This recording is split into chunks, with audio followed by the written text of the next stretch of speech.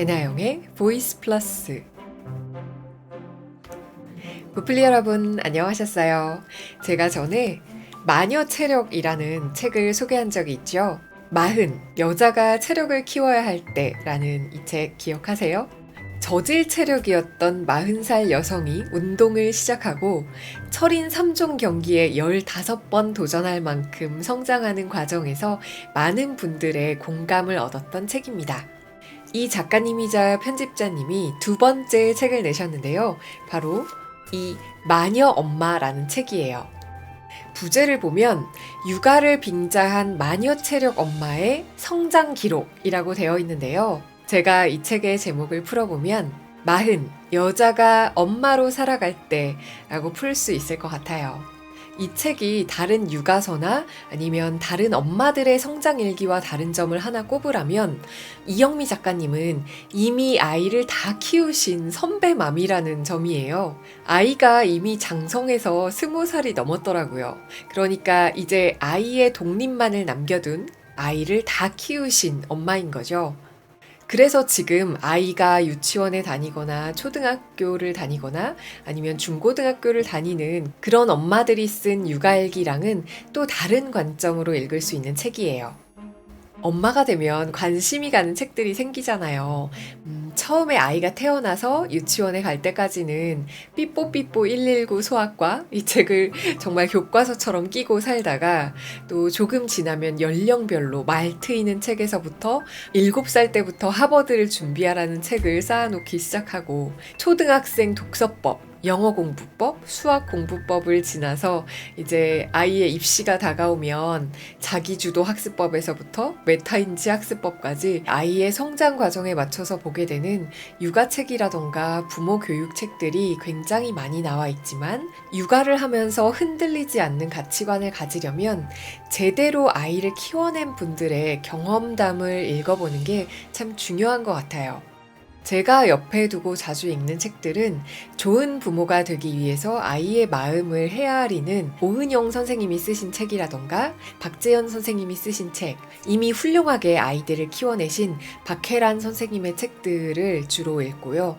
또 비폭력 대화법이라던가 감정 코칭에 대한 책들을 읽으면 도움이 많이 되는 듯해요. 이영미 작가님은 이 마녀 체력이라는 첫 책에서도 처음 운동을 시작하실 때의 저질 체력을 뛰어넘어서 지금의 근육 노동자가 되신 과정을 굉장히 꼼꼼하게 처음부터 끝까지 재밌고 세심하게 기록하셨는데요.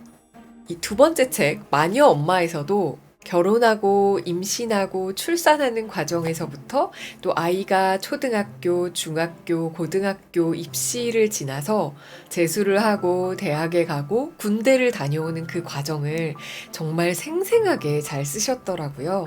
작가님에게 임신과 출산의 경험이라면 지금부터 20년도 더 된 그 기억일 텐데 그걸 다 기억해서 쓰셨더라고요. 제가 이 책에서 가장 흥미로웠던 부분은 워킹맘으로 일을 하면서 겪었던 에피소드에서 엄마와 아이가 함께 성장하는 부분이었어요. 아이가 어릴 때는 건강하기만 해다오 이렇게 바라지만 또 중고등학교에 들어갈 무렵에는 학원을 좀 보내야 되나, 성적이나 입시에 관심을 좀 가져줘야 되나, 아이가 공부에 관심이 없으면 어쩌지? 부모가 원하지 않는 진로를 선택하겠다고 하면 어떻게 하지? 이런 고민들을 시작하게 되잖아요. 이 책을 읽으면 이영미 작가님이 아이를 키우면서 어떤 기준으로 문제를 해결했는지, 어떻게 해야 아이가 이렇게 반듯하게 잘 성장하는지 쓰셨어요. 예를 들면 부모님이 모두 일을 하러 나간 토요일에 초등학생 아이에게 일어난 일, 그 일을 받아들이는 부모의 자세라던가 학교를 다니면서 아이가 진로를 결정하는 과정에서 부모가 옆에서 어떻게 그 얘기를 들어주면 좋은지, 또 아이가 공부를 잘하는 것이 과연 아이의 행복을 위한 것인지 부모의 행복을 위한 것인지, 아이가 진정으로 행복한 삶을 살기 위해서 부모는 어떻게 해야 하는지, 이런 고민들이 적혀 있습니다. 아이가 없는 사람이라면 평생 해보지 않았을 고민을 엄마라는 이름으로 하게 되는 순간들이 있죠. 하지만 엄마든 아빠든 다른 양육자든 아이를 키워보신 분들이라면 아실 거예요. 내가 아이를 키우는 줄 알았는데 그 모든 과정이 아이와 함께 나를 키우는 과정이었다는 거. 이런 깨달음을 얻는 것만으로도 아이와 함께하는 삶이 참 감사하고 행복해집니다. 이 길을 먼저 걸어가신 워킹맘이자 선배맘, 그리고 딸이 있었으면 사돈을 맺고 싶다라는 생각이 들었을 정도로 아이를 잘 키워내신 이영미 작가님의 책을 읽어볼게요. 이 책은 워낙 긴 이야기를 담고 있어서 거의 주말 드라마를 보는 기분으로 책을 읽었어요. 제가 오늘 읽어볼 챕터는 다 큰 자식과 한 집에서 사는 법, 20살 이후 오히려 지원이 필요할 때, 엄마 밥을 제일 먼저 풀 거야. 이렇게 골라봤어요. 지금 현재 아이를 다 키운 부모의 입장에서 쓰신 뒷부분의 챕터들이에요. 아이가 어릴 때는 어떻게 키워야 든든한 아이로 자라는지 앞부분이 궁금하신 분들은 책을 직접 읽어보시면 좋겠고요. 지금부터 같이 읽어볼게요. 구독과 좋아요, 알림 설정 감사드려요. 마녀 엄마, 이영미 지음, 남해의 봄날. 이영미, 27년간 아내, 며느리, 엄마로 살았다. 아이를 키우면서 안달복달하고 시행착오를 거듭했다. 그러다 택한 최선의 부모 노릇은 엄마나 잘 살자였다. 내 몸부터 단단해지고 깊은 영혼을 지니는 데 몰두했다. 돌아보니 아이를 키운 게 아니라 아이 덕분에 내가 성장했다. 출판 편집자로 25년간 200여 권쯤 열렬하게 책을 만들었다. 13년 가까이 수영과 사이클, 마라톤을 지속했다. 게으름뱅이 저질 체력에서 아침형 근육 노동자로 변신했다. 그 놀라운 경험을 마녀 체력에 담았다. 전국 100여 곳의 도서관과 동네 책방을 돌며 독자를 만났다. 70군데가 넘는 각종 미디어와 인터뷰를 했다. 세바시 동영상은 130만 뷰를 넘겼다. 독서와 철인 3종을 즐기며 4년째 배드민턴에 도전 중이다. 마녀 체력이 몸을 단련하는 과정이라면 마녀 엄마는 마음의 성장 기록이다. 어느 한쪽만 비대해지지 않도록 애쓸 것이다. 가족에게 마지막 순간까지 유쾌한 삶의 동반자로 기억되길 바란다. 다 큰 자식과 한 집에서 사는 법. 아들이 돌아왔다. 비워둔 둥지를 다시 찾은 새처럼 살포시 들어왔다. 타향살이 3년, 군대에 18년을 나가 살았다. 떠나는 뒷모습을 볼 때마다 아련했는데 옛 애인 상봉하듯 마음이 설렜다. 한동안 부부만 지내던 집에 화색이 돌기 시작했다. 침대볼을 새로 깔고 어수선하던 거실을 정리했다. 이참에 갈고 닦은 엄마의 손맛을 보여주겠다고 의욕을 불태웠다. 이러다 금세 독립한다고 나가버리면 어쩌지? 인간의 마음이란 얼마나 간사한가. 그리움은 한 달도 못 가서 잦아들었다. 반가움은 더 빨리 자취를 감췄다. 손맛은 일찌감치 미천이 떨어졌다. 대신 그 자리에 번거로움, 귀찮음, 힘듦 같은 부정적인 감정이 쥐새끼처럼 파고들었다. 내가 왜 이러지? 엄마라는 사람이 이래도 되나? 아무리 생각해도 이상했다. 목숨만큼 소중한, 아니 목숨은 아니더라도 금반지만큼 아끼는 자식이 곁에 왔는데 귀찮은 게 말이 되나? 말이 됐다. 아들은 더 이상 약하고 여린 존재가 아니었다. 나 역시 예전에 혈기왕성한 슈퍼우먼이 아니었다. 이제 보살핌을 받아야 할 사람은 아들이 아니라 나이든 엄마였던 것이다. 여기서 마녀 체력은 별개의 문제로 치자. 나는 25년 이상을 회사형 인간으로 살았다. 침대 위에다 이글루를 지은 듯 먹고 자다 나가는 하숙생 신세였다. 퇴직한 이후에야 집이 온전한 내 공간처럼 여겨졌다. 아들이 나가 있던 4, 5년간 가사에서도 한껏 벗어났다. 오랜 맞벌이 체제에 길든 남편은 본인 옷을 스스로 빨고 챙겼다. 밖에서 저녁을 해결하고 들어오는 때가 많았다. 나 혼자 끼니를 때우기란 바람 부는 날 바람개비 돌리는 것처럼 쉬었다. 주부 인생 최고의 게으름을 구가하던 차였다. 아직 일이 없던 아들은 대부분의 시간을 집에서 보냈다. 자기 방에 콕 박혀 생활하는 걸 완전 즐기는 집형 인간이었다. 반찬 투정을 하는 일이 없고 입맛이 까다롭지 않아 아무거나 잘 먹었다. 그냥 숟가락만 하나 더 놓을 뿐 딱히 해주는 것도 없었다. 그런데도 끼니 때마다 신경이 쓰이니 어쩌겠는가. 전업주부들의 마음을 이해할 것 같았다. 밥 차리고 설거지하고 돌아서면 또 밥 먹을 준비라더니 오호라, 이래서 삼식이 시리즈가 생긴 거구나. 안 되겠다.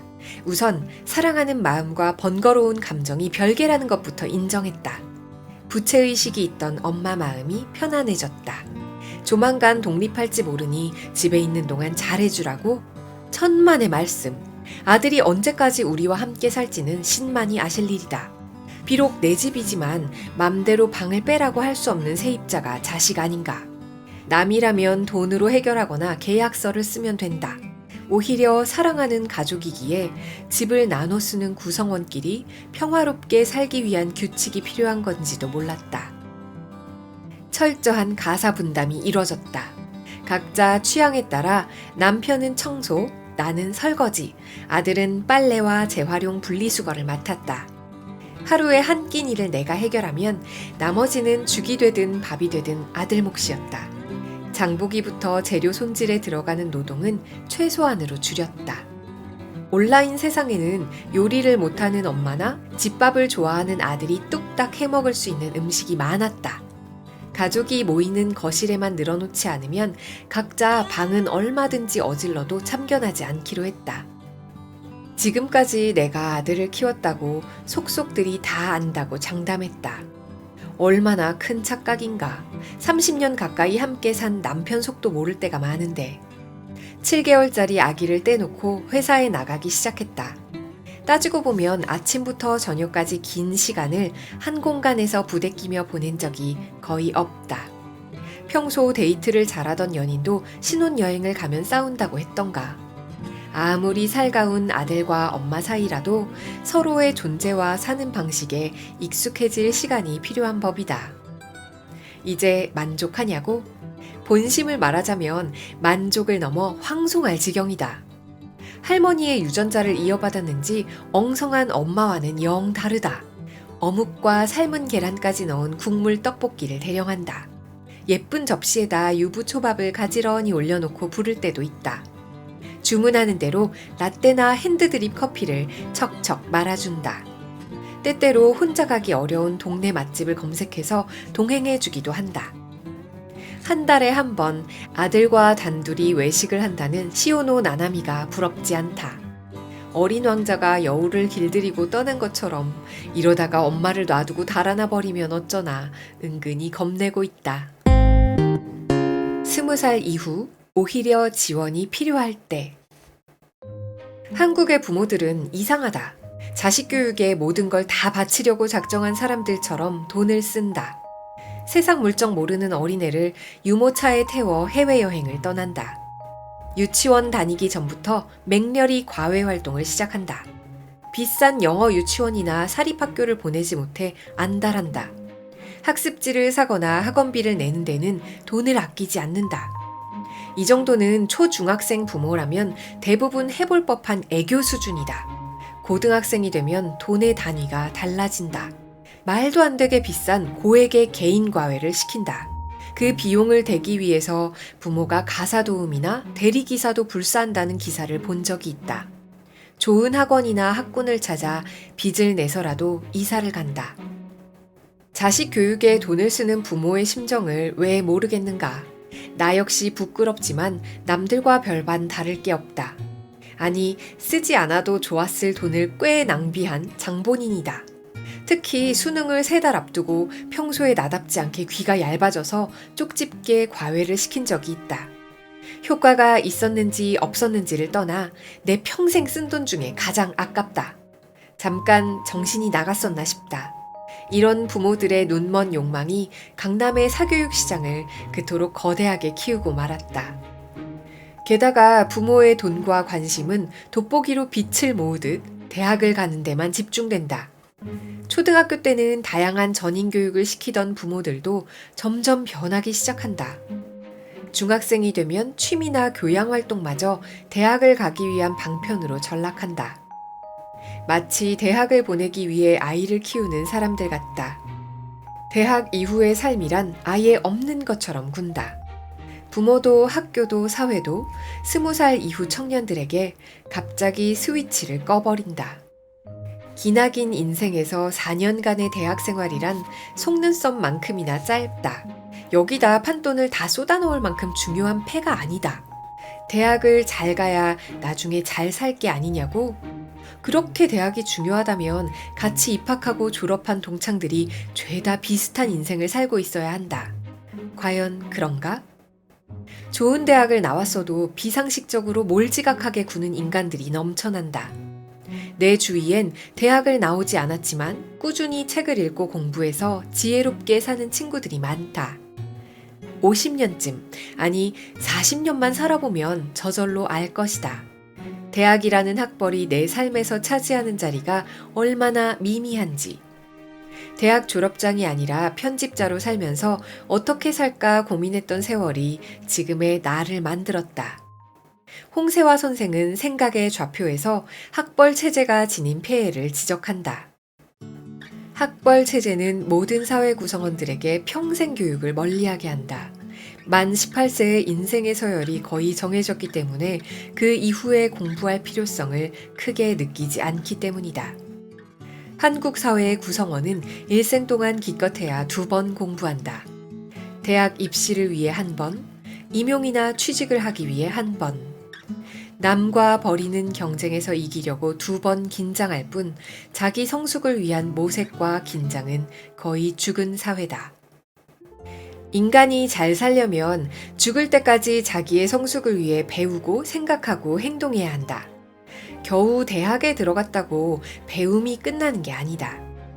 오히려 20살 이후 진짜 하고 싶은 공부가 뭔지 깨달을 수 있다. 부모의 통제와 학교의 규율에서 벗어나 스스로 머리와 몸을 열고 세상을 받아들일 준비가 되는지도 모른다. 배우는 만큼 스펀지처럼 빨아들여서 자기의 것으로 만드는 유연한 시기이기도 하다. 그러니 부모의 관심과 지원은 정작 이때부터 필요한 게 아닐까. 나는 중고등학교 때보다 20살 넘은 아들의 머릿속이 궁금할 때가 많다. 이제야 제법 철이 들고 자기가 뭘 하고 싶은지 아는 것 같다. 배워야 할 것을 스스로 찾아내고 알아서 판단한다. 가끔 아들한테 오는 택배 상자를 열어보면 엉뚱한 물건이나 책이 들어있다. 관심사가 자주 변하는 것도 재미있다. 아들이 군대를 무사히 마친 기념으로 오랜만에 가족여행을 떠났다. 일부러 아껴두었던 교토를 선택했는데 새삼 놀랐다. 성인이 된 아들과 함께하는 여행은 예전과 확연히 달랐다. 무심히 부모 뒤를 쫓아다니거나 철없이 먹을 것만 찾던 아이가 아니었다. 미리 책을 읽고 공부를 해서 역사가 깃든 고도의 문화와 지리와 풍경을 쑥쑥 받아들였다. 오히려 차분히 부모를 인도해줘서 여행 내내 편하고 마음이 놓였다. 어쩌면 가족여행도 이제부터 더 자주 다녀야 하는 게 아닌가 싶었다. 우리 가족은 기회만 되면 연극이나 뮤지컬, 클래식 연주, 국립극장의 전통 공연 등을 함께 관람한다. 무려 10년 만에 매튜 본의 백조의 호수가 한국 무대를 찾아왔다. 뒤늦게야 방한 소식을 듣고 간신히 마지막 공연 하루 전에 2 좌석을 확보했다. 처음엔 무슨 발레가 그렇게 비싸냐면서 아들은 시큰둥하게 따라 나섰다. 지금 못 보면 10년 뒤에나 본단다. 옆에서 보니 공연 내내 단 한 번도 등을 좌석에 기대지 않고 집중했다. 그렇게 좋아할 줄 알았다. 엄마 덕분에 명불허전을 봤다며 진심으로 고마운 표정을 지었다. 돈을 쓴 보람이 있구나. 스스로 돈을 번다고 쳐도 청년이 좋은 공연 하나 보려면 얼마나 망설이고 망설일까. 남들이 보면 아주 여유가 넘쳐 보이려나? 무슨 소리, 내 지갑 속엔 그 흔한 백화점 카드 한 장이 없다. 남편이나 나나 명품 가방이라던가 고가의 옷은 평생 사본 적이 없다. 장장 15년 만에 에어컨과 세탁기를 바꿨다면 말 다 했지. 평소에 돈을 안 쓰고 사치하지 않는 건 꼭 필요할 때 지갑이 빈약한 아들 목까지 내주기 위해서다. 그동안 쓸데없이 낭비한 사교육비가 아까워 죽겠네. 지금 썼더라면 우리 집 청년의 교양지수가 몇 배나 더 올랐을 텐데. 부모의 관심이나 지원은커녕 혼자 먹고 사는 것조차 힘든 청년도 부지기수다. 원래 가정 형편이 안 좋은 것은 어쩔 수 없다 쳐도 더 나쁘게 몰아가는 중심에는 역시나 대학이 있다. 예전 같으면 취업학원에서 배워도 충분할 제빵이나 미용, 메이크업 같은 기술까지 이제는 다 대학 교육으로 편입되었기 때문이다. 어떤 부모는 대학에 보낸 것으로 내 할 일이 다 끝났다고 여길 것이다. 20살 넘은 성인이니 알아서 살라는 식으로 관심을 끊어버린다. 등록금은 점점 비싸지고 부모의 도움 없이 학업을 이어나가려면 어쩔 수 없이 학자금을 대출받는다. 잦은 휴학을 반복하면서 어찌어찌 졸업한다 해도 취업이 어렵다. 졸업과 동시에 달려드는 대출금 독촉은 20대 청년들에게 엄청난 부채가 되고 만다. 천주희가 쓴 책 우리는 왜 공부할수록 가난해지는가는 대한민국 대학생들의 슬프디 슬픈 자화상이다. 학년이 올라갈수록 학자금 대출은 700만 원, 1200만 원으로 훌쩍 뛰었다. 오르는 건 학비만이 아니었다. 월세, 밥값, 교통비도 올랐다. 공과금과 세금이 밀렸고 주민세와 건강의료보험조차 부담스러웠다. 전 재산이 10,000원밖에 남지 않은 날도 있었다.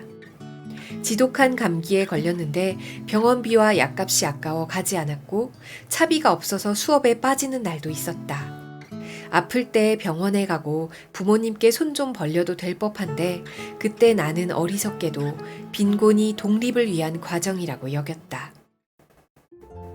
드라마 나의 아저씨를 보면서 21살 이지은이 회사에서 훔친 인스턴트 커피 3개로 저녁을 때울 때마다 눈물이 나서 혼났다.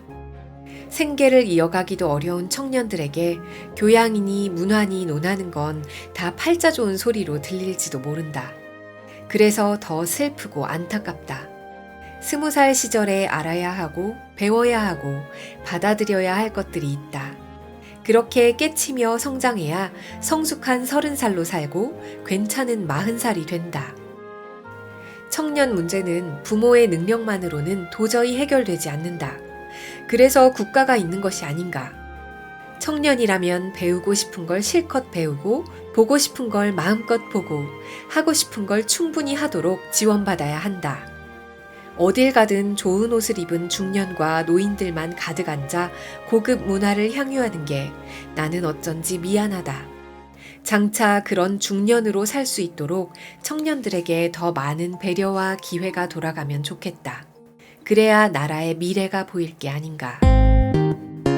엄마 밥을 제일 먼저 풀 거야.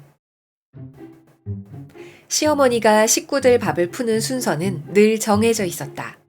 시아버지, 큰아들, 작은아들, 손주들, 며느리들, 맨 마지막이 당신 밥. 혹시라도 밥이 모자랄 때 다른 사람보다 덜 먹어도 되는 사람은 어머니였다. 정작 부엌에서 온종일 끓이고 지지고 한 사람은 본인인데 말이다. 아마도 어느 집에서나 흔히 볼 수 있는 풍경이 아닐까? 언젠가부터 밥을 풀 때마다 내 멋대로 시어머니의 작은 밥그릇부터 채웠다. 언제까지 엄마는 뒤로 물러서고 희생하는 존재로 자리매김할 건가? 살도 없는 생선머리를 뜯어먹으면서 어두일미라고 말할 건가? 자식을 위해 어쩔 수 없이 양보하고 숨고 희생할 땐 하더라도 일부러 그러긴 싫었다. 엄마의 희생양적인 태도가 자식한테 좋다고 생각하지도 않는다. 초등학교 때였나? 아들 친구와 그 엄마가 우리 집에 놀러 온 적이 있다. 접대를 한다고 딸기인지 체리인지를 내놨다. 엄마끼리 잠깐 딴 일을 보고 있는 사이에 그 아이는 접시를 깨끗하게 비워놨다. 그의 엄마는 식성 좋은 자식을 흐뭇하게 바라봤던가. 아무리 어린아이라도 얌통머리 없어 보여 혼났다. 내 자식이면 머리를 팍 쥐어박았을 거다. 데리고 앉아서 가르치고 싶었다. 엄마도 와서 같이 드세요 하는 게 우선이란다. 먼저 먹어 하면 어느 정도 먹더라도 엄마 몫을 남겨두는 거란다. 남기지 말고 다 먹어 할 때도 잠깐 주저하는 마음이 있어야 한단다. 그렇지 않으면 동물이랑 다를 바가 없거든.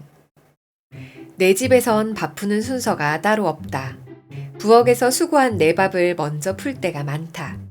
아예 음식을 할 때부터 세 사람 몫을 제대로 만든다. 생선 머리가 남으면 제일 나이 어린 아들에게 준다.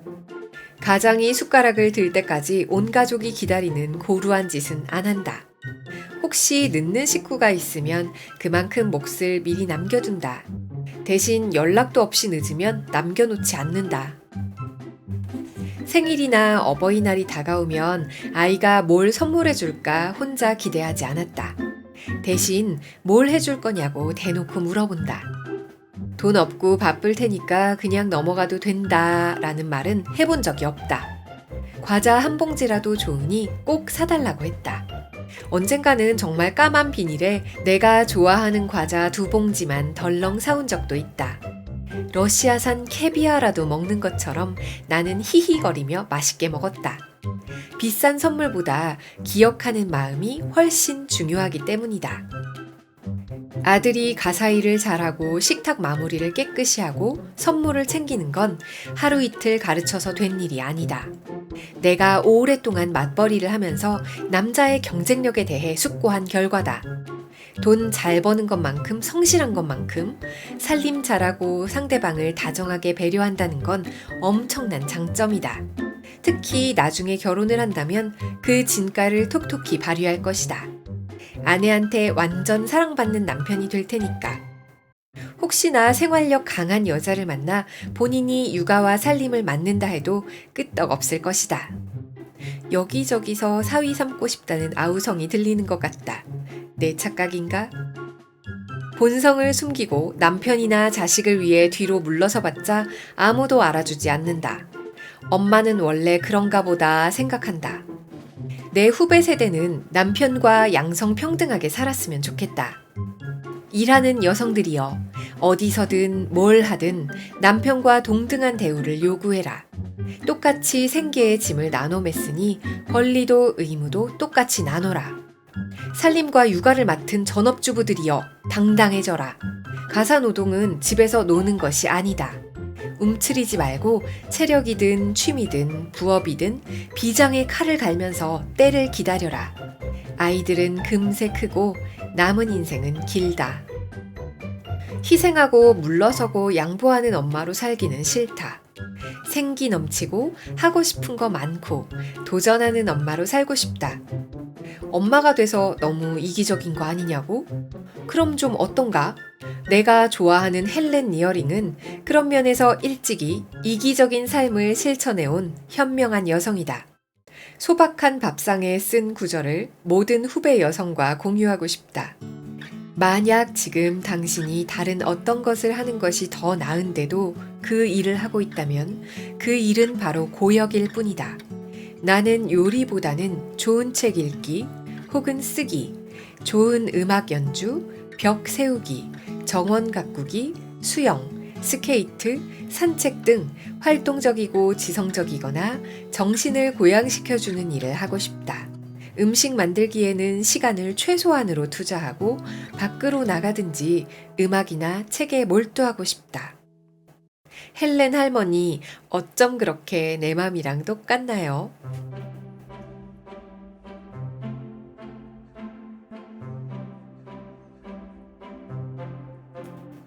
제목에 엄마라는 단어가 들어있긴 하지만 엄마나 아빠 아니면 주 양육자, 육아를 하시는 모든 분들이 읽어보시면 참 좋을 것 같습니다.